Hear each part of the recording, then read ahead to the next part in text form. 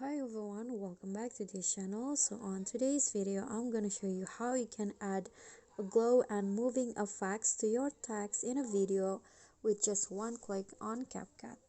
So in here you just need to go to text, then add your text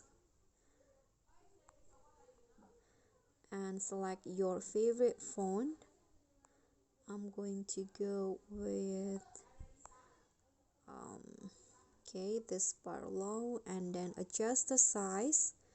Then just go to animation, loop, then select the floodlight animation. So this one's right here.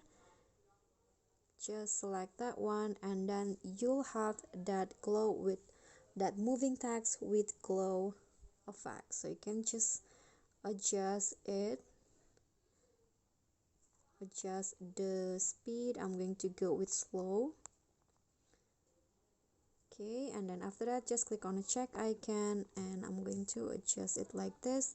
Then maybe I need to change the font first.